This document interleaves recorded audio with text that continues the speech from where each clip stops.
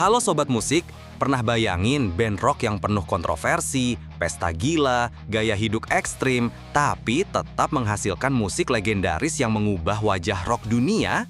Jawabannya adalah Motley Crue. Band asal Los Angeles ini terbentuk pada tahun 1981 dengan formasi yang langsung mencuri perhatian.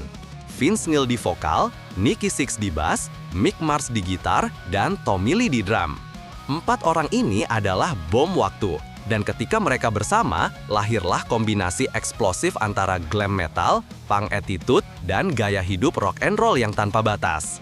Album debut mereka, Too Fast for Love, mungkin belum meledak secara komersial, tapi jadi dasar dari semua kegilaan yang akan datang. Dan benar saja, ketika mereka merilis Shout at the Devil di tahun 1983, dunia mulai memperhatikan. Lagu-lagu seperti Looks That Kill, Home Sweet Home, Dr. Feelgood, dan Kickstart My Heart membawa Motley Crue ke puncak popularitas. Mereka bukan hanya menjual jutaan album, tapi juga menciptakan gaya hidup baru, wild, loud, unapologetic. Tapi kisah mereka tidak pernah mulus.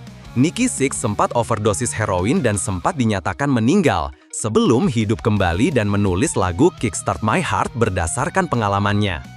Tommy Lee terlibat banyak kontroversi dan pernikahan sensasional. Vince Neil sempat mengalami kecelakaan tragis yang merenggut nyawa sahabatnya. Dan Mick Mars berjuang seumur hidup melawan penyakit tulang langka. Namun semua itu tidak menghentikan mereka. Justru menjadikan Motley Crue sebagai simbol ketangguhan di balik gaya hidup brutal. Tahun 1989, album Dr. Feelgood menjadi puncak kesuksesan mereka. Album ini menduduki posisi nomor 1 di Billboard dan diakui sebagai salah satu album rock terbaik era itu. Namun, seiring waktu, konflik internal dan kelelahan mulai menggerogoti band. Mereka sempat bubar, gonta-ganti personel, bahkan mengadakan tur perpisahan di 2015, lengkap dengan kontrak legal bahwa mereka tidak akan manggung bersama lagi. Tapi, seperti band rock sejati, mereka melanggar janji sendiri. Tahun 2019, film biografi The Dirt dirilis di Netflix, memperkenalkan Motley Crue ke generasi baru. Film ini sukses besar dan membuat mereka kembali reuni dan tur lagi.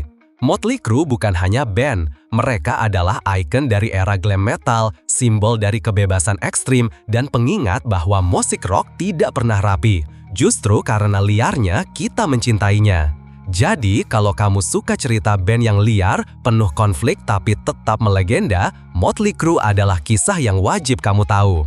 Jangan lupa ya, klik like kalau kamu suka konten musik legendaris seperti ini. Tulis di komentar, lagu Motley Crue favoritmu yang mana nih? Klik subscribe dan aktifkan lonceng notifikasi, biar kamu nggak ketinggalan video band rock ikonik lainnya.